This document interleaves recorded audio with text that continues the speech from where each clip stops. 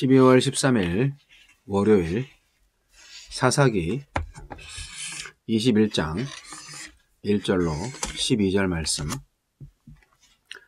이스라엘 사람들이 미스바에서 맹세하여 이르기를 우리 중에 누구든지 딸을 베냐민 사람에게 아내로 주지 아니하리라 하였더라.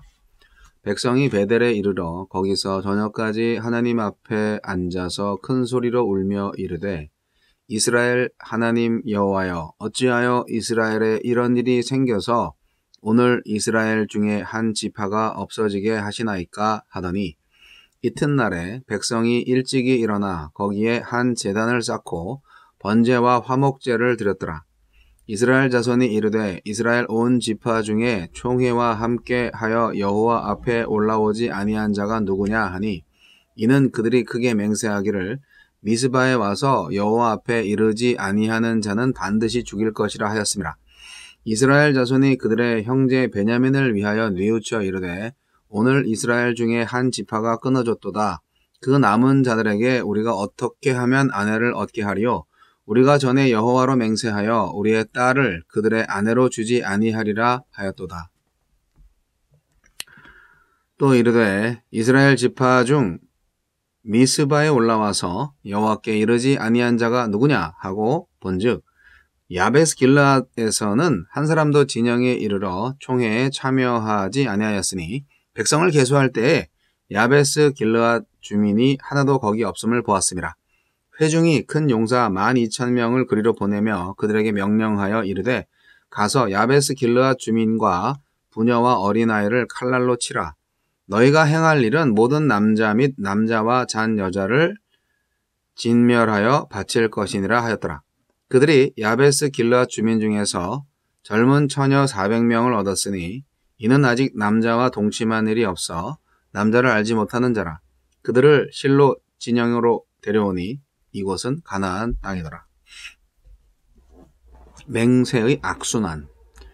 베냐민에 맞선 전투에서 승리한 이스라엘은 승리의 기쁨보다는 한 지파가 사라질 운명에 처한 것에 크게 비통해합니다.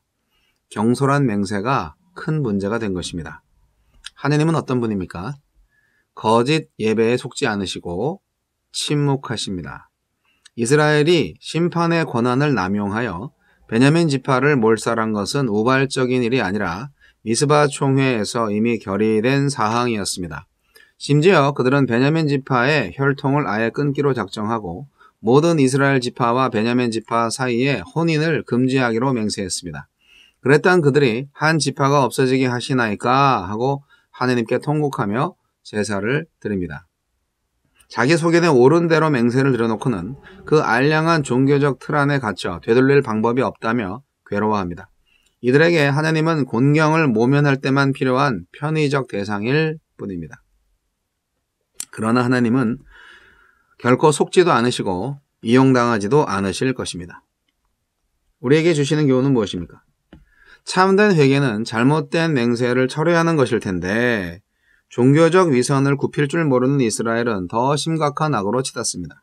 맹세를 지키기 위해 딸을 희생시킨 입다처럼 그들에게 맹세란 하나님과 상관없는 인간적인 체면과 자존심뿐입니다. 자존심일 뿐입니다. 맹세를 지키는 동시에 어떻게 하면 살아남은 베냐민 지파 남자 600명에게 가족을 주어 대를 잇게 할지 궁리하던 그들은 미스바 총회의 불참한 성읍을 심판하기로 한 또 다른 맹세를 이용하기로 합니다. 총회에 동참하지 않은 야베스 길르앗을 몰살하여 심판의 맹세를 지키되 그곳에 결혼하지 않은 여성들은 살려두어 베냐민 남자와 혼인시키면 길르앗은 혼인 금지의 맹세에 참여하지 않았으므로 두 맹세를 모두 충족할 수 있다는 것입니다. 자신들의 과오를 더 큰 과오로 해결하려는 어리석은 태도입니다. 겸손히 하느님의 뜻을 구하고 십자가를 지는 것만이 악순환의 고리를 끊는 것입니다. 맹세라는 종교적 명분을 지키기 위해 이스라엘은 동족을 학살하는 일을 반복합니다. 큰 용사까지 동원하여 작은 성읍을 짓밟고 힘없는 여성 400명을 강제 결혼의 볼모로 잡는 모습은 이 모든 맹세와 전쟁을 촉발한 기브아 불량배와 다름없어 보입니다. 가나안 땅에서 가나안 사람처럼 살면서 말로만 내세운 정의와 의분이었기 때문입니다. 종교의식으로 감춘 영적인 치부는 드러나게 되어 있습니다. 주여, 하나님이 약속으로 주신 땅에서 죄를 버리지 못하여 통곡하는 인생이 되지 않게 하소서. 하나님은요, 침묵하고 계십니다. 이스라엘 사람들이 번제를 드리든 화목제를 드리든 응답이 없으십니다. 왜냐하면 계속 개망난의 짓을 하고 있거든요. 하나님은 이스라엘에게 베냐민 지파를 치는 것은 허락을 하셨습니다만 베냐민 지파를 멸종시키라고 하지는 않으셨어요. 그런데 과도하게 심판을 한 거잖아요. 그러더니 오늘 본문 말씀을 보면 그 책임을 하나님한테 전가하고 있어요. 아니, 하나님이 그렇게 하라고 했냐고요. 굉장히 자기 편의주의적이죠. 그리고 그냥 안타깝게만 생각을 하지 자기들이 잘못했다, 이런 표현은 없어요. 반성은 없다 이거예요. 후회는 해도 반성은 없다. 유다랑 똑같은 것 같아요. 화목제와 번제를 이제 그 다음날 드렸지만 자기들이 정말 회개하는 그런 모습, 그리고 자기들이 어떤 사한 제물로 드리고자 하는 순종의 모습은 보이지 않습니다. 하나님은 번제보다도 순종을 원하시는 분이잖아요. 그러니까 하나님의 말씀대로만 해야 되는데 하나님이 치라고 했는데 치기만 하면 되는데 치고 또 치고 또 치고 또 치고 해가지고 죽여버리면 그게 하나님께서 기뻐하시겠냐고요. 그래서 하나님이 너무 기가 막혀서 지금 침묵하고 계신 것 같아요. 자기들이 맹세한 거예요. 하나님이 맹세하라고 그랬나? 우리 이스라엘 지파는 절대 베냐민 지파한테 우리 딸들을 주지 않을 거다. 마음대로 맹세하네 그냥. 근데 그 맹세를 지켜야 되기 때문에, 아니 베냐민 지파 이제 600명밖에 안 남았는데 어떡하냐. 대를 잇게 해야 되는데, 가족을 줘야 되는데 어떡하냐. 궁리 하다가 길앗 야베스 길앗 사람들을 어린아이까지 다 죽여버리고 처녀들만 살려가지고 그렇게 자기들이 그 이전에 맹세를 했나봐요. 여기 총회에 올라오지 않은 그런 지파는 다 죽이겠다, 이런 맹세를 했나봐요. 아니, 맹세할 걸 해야지 왜 이렇게 죽이는 걸 좋아하지? 이스라엘 사람들 참 무서운 사람들이에요. 그래서 한번 맹세한 거는 꼭 지켜야 된다, 이런 자기 함정에 빠져 계신 거죠. 제가 예수 믿고 목회자 될 때 서원 기도가 그렇게 유행했었어요. 여러 번 말씀드리는데요, 서원 기도 처리하셔도 되거든요. 근데 그 서원 기도 한번 했다고 무조건 끝까지 그 서원 기도를 지켜야 된다, 그런 설교도 많이 들었고, 근데 그 서원 기도를 본인이 한 게 아니라 또 자기 아들을 놓고 서원 기도를 했다. 그래서 아니, 아들은 그냥 일반 직업을 갖고 싶은데, 예를 들어서 의사가 되고 싶은데 굳이 목사를 만들어야 된다. 내가 하나님한테 서원 기도했다. 아니, 어머니가 기도한 건 기도한 거고 나는 내 인생을 살아야지, 그렇게 생각하는. 근데 그분이 의사 하다가 결국은 사고를 당해가지고 어쩌고 저쩌고 해서 결국 하나님께서 돌이키셨다 해가지고 목사가 됐다, 또 이렇게 해서 참 은혜가 충만합니다. 하간 제가 그 부흥회 다닐 때는요, 20대 때 목사 되는 게 그렇게 복된 일이고 하나님께서 기뻐하시는 일이라고 그렇게 부흥사 목사님들이 얘기를 했어요.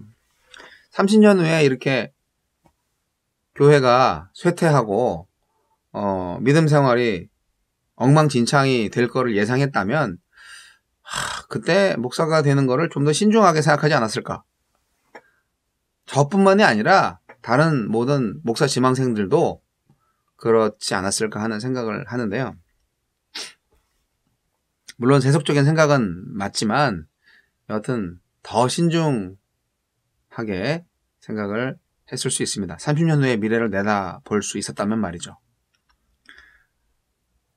근데 어쨌든 오늘 이 본문 말씀 속에서 이 이스라엘 지파들이 자기들 스스로 지멋대로 한 서원기도 맹세를 지키느라고 야베스 길랏 거민들 다 죽이고 처녀만 살려서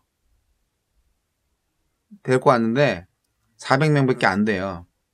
쪽수가 200명 모자르잖아. 그래서 나머지 200명한테 짝을 어떻게 맺어주냐. 그 고민을 지금 하고 있잖아요. 그 200명은 내일 성경에 나옵니다. 하여간 이스라엘 사사기 시대의 이스라엘 사람들요. 너무나 인본주의적이고요. 너무나 자의적인 해석을 하고요. 겉으로는 하나님 믿는다 하면서 실제로는 가나안의 세속주의를 그대로 따라 살았던 사람들입니다. 이건 믿음이 아니에요. 여러분 함부로 맹세하지 마세요. 그리고 한번 이렇게 죄를 지으면요. 계속 연발탄으로 죄를 짓게 돼 있다는 것을 알게 돼요. 한번 거짓말하면 그 거짓말을 또 가리기 위해서 또 거짓말을 하는 것과 같죠. 이스라엘 총회가 이렇게 서로 회의를 하고 뭐 하는데도 도대체 하나님한테 물어보지도 않고 여기 제사장 비느하스는 가만히 있어요. 좀 중재를 하면서 하나님의 어떤 그 계시를 좀 받아서 전달을 하고 그러셔야 되는데 이 제사장의 기도가 끊어진 것 같아요. 이스라엘의 왕이 없던 시대에 이렇게 정말 참혹한 일들이 많이 있었어요. 근데 이제 여자들만 이렇게 고생인지 모르겠네. 참.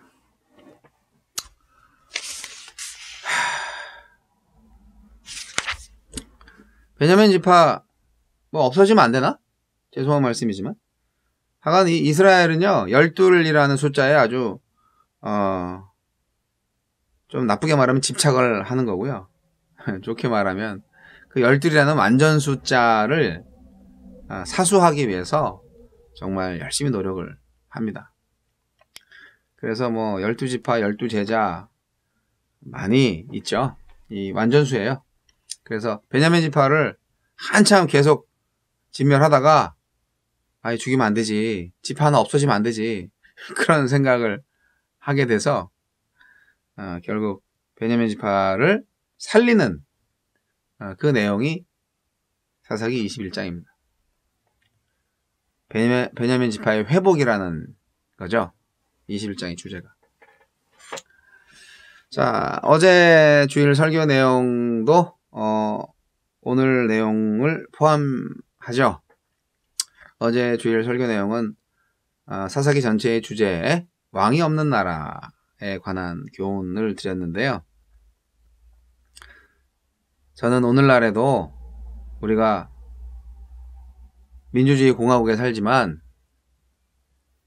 하나님을 왕으로 모시고 살아야 된다. 옛날에 박정희 대통령 있을 때는 대통령이 왕처럼 군림을 했어요. 뭐 잘한 것도 있지만 또 대통령의 권한을 너무 남용해서 국민들을 좀 못 살게 한 것도 있어요. 마치 왕처럼 말이죠. 그래서 우리 이제 어르신들 보면 70대, 80대 우리 아버님 세대를 보면은 대통령 그 비서실장 뭐 이러면 최고의 권세라고 생각을 하셨고요. 옛날 드라마 봐도 맞습니다. 그냥 대통령 말 한마디면은 예를 들어서 뭐 TV에서 어떤 그 연예인이 나와서 딱 하는데 저 여자 마음에 드네. 오늘 저녁 때 저 술자리에 내 옆에 앉히게나. 뭐 이렇게 얘기하면 그 뭐 비서실장이 각하 알겠습니다. 뭐 이러면서 그냥 잡아오는 거죠. 근데 그런 권력을 막을 수 있는 민주주의 공화국에 장치는 없었어요. 입법부, 사법부, 행정부 다 있지만 아주 강력한 왕과 같은 대통령이었다고 생각해요. 자, 그러나 우리 하나님은 그런 폭군이 아니시거든요. 하나님을 왕으로 모셔야 됩니다. 그런데 이제 왕을 그냥 아무런 능력이 없는 허수아비 왕으로 모시면 안 되고요. 매 순간 하나님께 물어봐야 됩니다. 나의 인생을 의뢰해야 합니다. 범사의 그를 인정하고 주님만 예배해야 합니다. 그래야 하나님이 우리를 지도하시잖아요. 잠언 3장 5절 6절 말씀 항상 기억할 만한 말씀입니다. 여호와를 의뢰하고 내 명철을 의지하지 말라는 말씀. 범사의 그를 인정하라는 말씀. 이스라엘 백성들은 그걸 안 했어요. 지 멋대로, 지 잘난 맛에. 예. 근데 오늘날 이렇게 사는 사람들이 대부분이에요. 그래서 오늘 우리는 사사기 시대를 살고 있다. 그런 생각을 하게 되는 것입니다. 하나님을 왕으로 모시는 그런 세계에 살고 싶지 않으십니까? 우리가 만들어 가야 됩니다. 하나님께서 바라시는 일이에요.